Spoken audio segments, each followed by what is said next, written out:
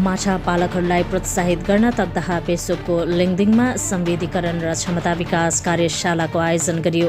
यसमा सामुदायिक सशक्तिकरणको लागि अनुसूचित जाति र जनजाति केन्द्रको माध्यमद्वारा संस्थागत प्रयास गरिएको थियो। यो कार्यमा संयुक्त रूपमा ICAR national bureau of fish genetic resource, Lucknow र हेमनगर सुन्दरवन ड्रिम पश्चिम बङ्गालको मुख्य सहभागिता रहेको थियो। यो कार्यशालालाई सफल पार्न सुन्दरवन ड्रिम रिसर्च सेन्टरका प्रमुख मोहम्मद मुस्तफा, ICAR का प्रमुख उत्तर कुमार सरकार लगायत सुन्दरवन ड्रिम तकदाह लिङदिङका कोअर्डिनेटर दुर्गा प्रसाद भुजेलको मुख्य योगदान रहेको जानकारी पाइएको छ। बोला सबसे गुजारिश है, यहाँ पे दुर्गा है और पुराण है, ये दोनों डिस्ट्रीब्यूट का जिम्मेदारी है। प्रोग्राम जब खत्म होगा 12:30 बजे करीब, तब आपका भोजन की बात ले लीजिएगा। अभी ये सैंपल है उद्घाटन के लिए। आज का जो हैचरी है rainbow trout hatchery, national head है वो जो हमारी national bureau of fish genetic resource जो ऑर्गेनाइजेशन है ICAR का, Indian council of agriculture research का, सर उसका नेशनल हेड है। लखनऊ में इसका हेड ऑफिस है और सर अभी हेड है। मैं सबसे कहूँगा ये पूरा कम्प्लीटली सर का आशीर्वाद से सर यहाँ पे हो रहा है और सर का टीम भी है, डॉक्टर पारिदा सर और डॉक्टर रंजन सिंह सर का टीम है। तो मैं सबसे सभापति सबको यहाँ आने के लिए बोल रहे हैं क्योंकि आप अभी हम लोग को पब्लिक डोमेन है तो मैं सबसे गुजारिश करूँगा जोर से तालियां दीजिए सर लोगों के लिए।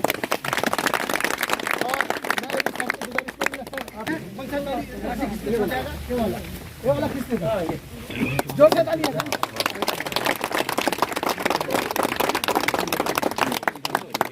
अमूर कार्प का सीड है। अच्छा, अमूर कार्प का हैसियत क्या है? हैसियत यही है ये जीरो में भी जिंदा रहता है, जीरो टेम्परेचर में, ठीक है। यानी ज्यादा होंगे तो कोई दिक्कत नहीं, जीरो में भी जिंदा रहता है और ये थोड़ा इसको ग्रो बहुत जल्दी होता है। अच्छा, बढ़ता है जल्दी।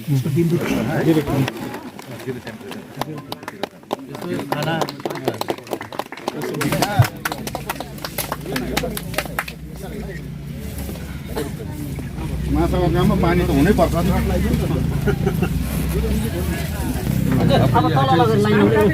और ये कई जगह में आपका हिल स्टेशन में ये जो हमारा जो आदमी है यहाँ से हम लोग ने ये इसको परचेज किया, वो कई जगह पे डेमोस्ट्रेट किया है ना। और मेरे ख्याल से ये इलाका में तो और कोई है नहीं है ना।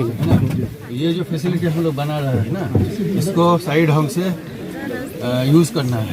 मीन्स यहाँ का लोगों को हम लोग जो ट्रेनिंग देंगे ना, वो फिर कुछ लोग ऐसा होगा जो डेडिकेटेड होगा और इसको करेंगे, करके सीड प्रोडक्शन होगा। सीड प्रोडक्शन को हम लोग जो पोटेंशियल फार्मर है, जो भी है बेनिफिशियरी, उनको देना है। बट उसके बारे में थोड़ा जानकारी डिटेल दिया जाएगा। यूट्यूब का फोटो आया था, सिक्किम मेघालय में वो एस्टेब्लिश किया है। मेरे ख्याल से ये एरिया में ये पहली बार है ना। सर दूसरा कहाँ पर प्लान है? अभी हम लोग बात करेंगे सक्सेस की, हमारा इसका क्या इम्पैक्ट हो रहा है, सक्सेस है क्या नहीं, है ना। ये तो मान लीजिए हैचरी है। इसके बाद जो ब्रूडर मछली है ट्राउट फिश का, है ना, रेनबो ट्राउट जिसको बोल रहा है, वो ट्राउट को फिर आपको ब्रूडर जो आपको मेल फीमेल होगा उसको फिर फर्टिलाइज करना, अंडे निकाल के फिर उसको यहाँ पे रियर करना। एक एक ट्रे में वो आ जाता है ना, अंडे से बच्चे आएगा, है ना, स्पॉन से फिर फ्राई फिंगरलिंग। तो ये जो स्टेज है उसका बाद तो आपका रियरिंग वाला बात आ रहा है, जो आप कैसे उसको पालेंगे और वहाँ पे कल्चर कैसे करेंगे, ठीक है ना। तो मेरा एक साइंटिस्ट जो है वो स्पेशलाइज्ड है ऊपर, वो भी आएंगे इधर 2 दिन 3 दिन रुक के फिर वो डिटेल दे देंगे। डिमॉन्स्ट्रेशन भी करना पड़ेगा ना इसका, है ना। तो उसके लिए आप लोगों को थोड़ा हेल्प करना पड़ेगा। लोकल जो लोग एटलीस्ट कुछ लोग साथ में जोड़ जाएंगे ना, तो वो होते रहे, क्योंकि हम लखनऊ से आके रेगुलर बेसिस पे तो कर नहीं पाएंगे। तो आप लोग को ट्रेन कर देंगे, आप लोग करते जाएंगे। प्रॉब्लम होगा तो फिर हम लोग बता देंगे कैसे कैसे प्रॉब्लम सॉल्व होगा। और कोई छोटा मोटा और कुछ एडिशनल आइटम का जरूरत होगा वो भी हम लोग देखेंगे। 2024 में आप प्लान करिए, है ना, और बोलिए जो हाँ हम लोग करेंगे, हम लोग ट्रेनिंग लेंगे और आपको ये और सामान और चाहिए, देखेंगे हमारा बजट का हिसाब से जितना पॉसिबल होगा हम लोग कोशिश करेंगे। Okay, thank you sir.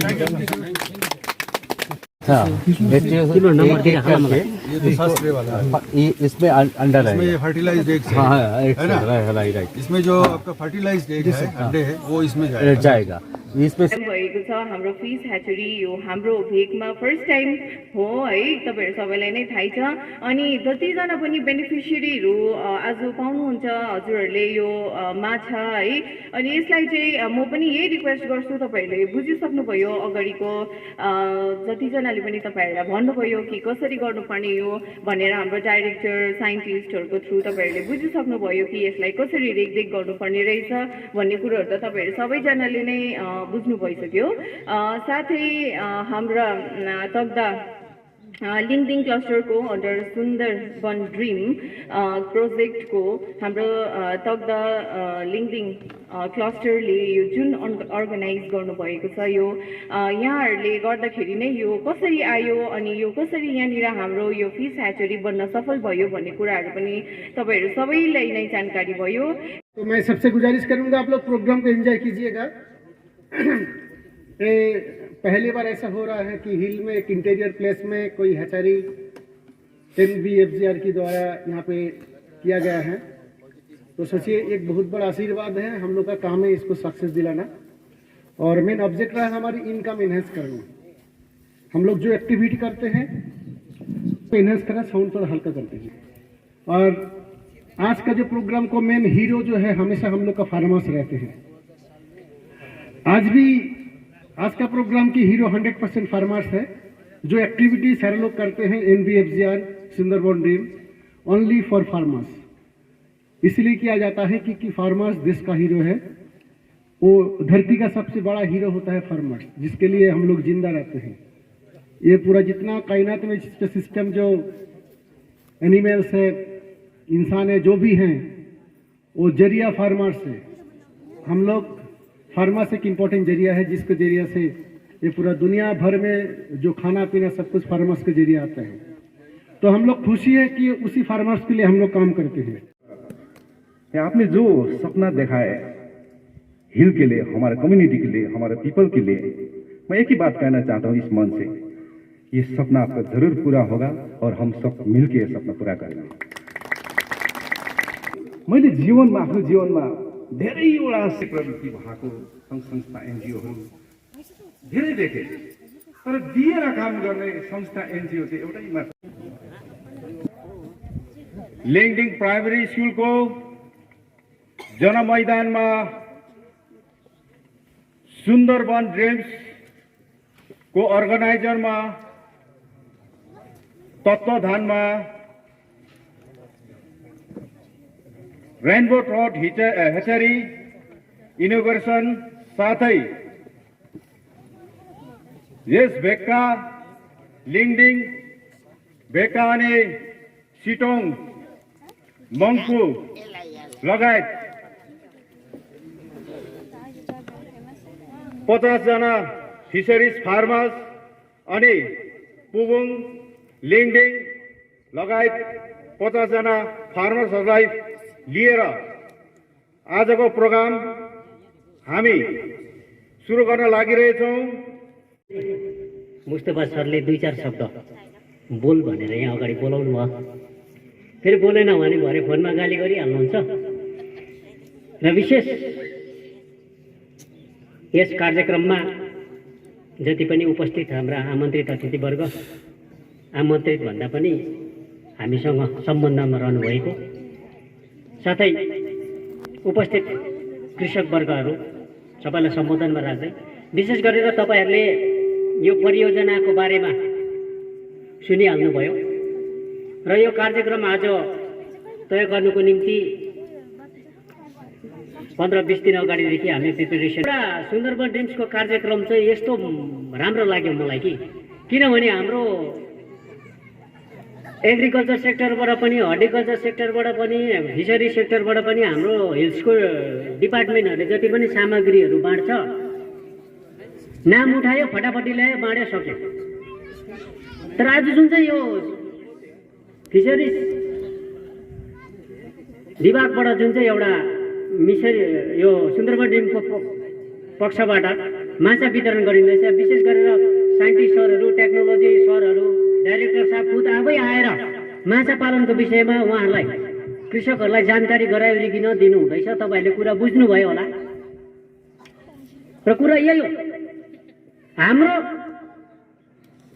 आर्थिक अवस्थालाई वृद्धि गर्नुको निम्ति चाहिँ सुरुवातको निम्ति केही माछाको बच्चा दिँदैछ, राम्रोसँगले पालन गरौँ। हामी माछा दिइसकेपछि फेरि भिजिटमा आउँछौँ है। अब यो कार्यक्रम सकेर जरबेराको भिजिट छ। अस्ति मैले भनेको छु, जसले स्याहारेको छैन उखालेर लाने हो। माथि मिस्टर अनिल मगरज्यूको सँग भेटघाट गर्नु गएका थियौँ। उहाँले एउटा माछा पालनमा एउटा राष्ट्रिय नेसनल एवार्ड पाइसकेको थाहा पाएर र उहाँसँग भेटघाट हुँदाखेरि उहाँले सुन्दरवन ड्रिम अन्तर्गत कार्यक्रम गर्दै गरेको बताउनु भयो र मुस्तफा सरसँग हामीलाई हाम्रो परिचय गराउनु भयो। पछि लगत्तै Mustafa sir Manju tea garden मिरिकमा आउनु हुँदाखेरि हामी उहाँलाई भेट्न गयौँ र भेटिसकेपछि उहाँसँग बातचित भएन त्यहाँ, र भोलिपल्ट म तेरो घरमा आउँछु भनेर उहाँले वचन दिनुभयो र भोलिपल्ट लगत्तै उहाँ मेरो घरमा आइसकिसक्नु भएपछि उहाँले मेरो घरमा मैले एक्टिभिटी गर्दै गरेको देखेर इम्प्रेसन हुनुभयो। कोई बोलिए, मैं क्या बीमारी पे काम करता हूँ।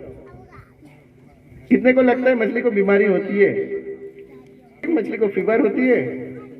नहीं, सर्दी खांसी जुकाम नहीं होती है। लेकिन मछली को भी जैसे हम लोगों का कोरोना कोविड तो सबको पता है अभी नहीं, तो मछली को भी ऐसे वायरस हो गया, वायरस बैक्टीरिया और भी जो फंजाई, ये सब सारे बीमारियां होती है। आप आश्चर्य हो जाएंगे, मछली में कम से कम 50 से अधिक virus, 50 more than 50 virus, more than 20 bacteria, 10 से ऊपर फंगल इन्फेक्शन होती है। फंगल इन्फेक्शन आपके जो क्लाइमेट्स में है ना, ये ठंडे क्लाइमेट्स में बहुत ज्यादा होती है। ठंडे एरिया में वायरस इन्फेक्शन और फंजाई का जो इन्फेक्शन है बहुत ज्यादा होती है। देखिए, आप बहुत कम मछली पालेंगे तो ये सब बीमारी का उतना नहीं आता है प्रॉब्लम, लेकिन जब एक जगह में आप रखेंगे, मछली बहुत रखेंगे, उसको खाना भी देंगे, खाना देना पड़ेगा ना। खाना मतलब क्या, मछली कुछ खाना वेस्ट भी करेगा, सब तो खा नहीं लेगा, खाना वेस्ट करेगा ना मछली। आप 10 दाना डाले, 7-8 खाएगा, 2-3 वेस्ट भी होगा। उससे क्या होगा, एमोनिया प्रोड्यूस होगा। एमोनिया क्या होता है, मछली के स्वास्थ्य के लिए सही नहीं है।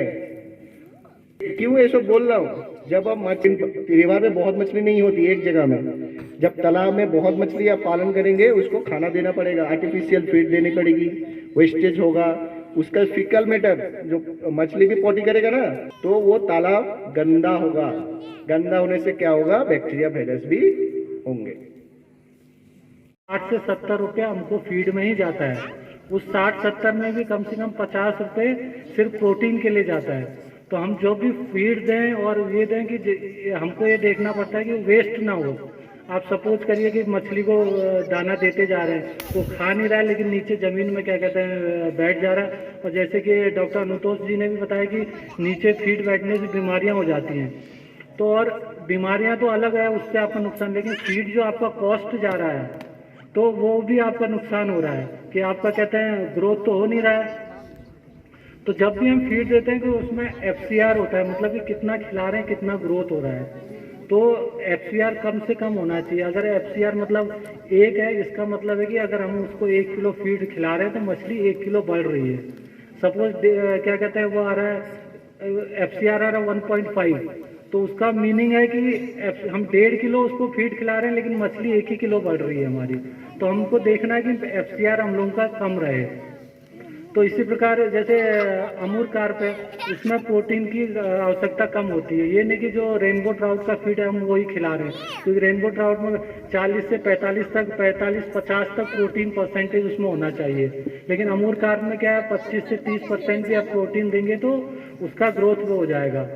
तो जब भी फीड के बारे में बात आता है तो उसको मैनेजमेंट करना पड़ता है आपको, कि जैसे जितना छोटा बच्चा होगा उस वक्त उसकी रिक्वायरमेंट ज़्यादा होती है। जैसे हम लोगों में आप घर में देखा होगा कि जो छोटे बच्चे उनको थोड़े टाइम के बाद जल्दी भूख लगती है, लेकिन जब जैसे हम बड़े होते जाते हैं फिर हम लोगों का टाइम लिमिट हो जाता है कि सुबह खाया, दिन में खाया। और लेकिन बच्चे जब है उनको रेगुलर टाइम में चाहिए रहता है। उसी प्रकार मछलियों में भी है, जब वो छोटी मछली है तो उनको कहते हैं ज़्यादा प्रोटीन भी ज़्यादा चाहिए रहता है और ज़्यादा क्या कहते हैं ड्यूरेशन, वो कहते हैं फीडिंग रेट भी हाई होता है।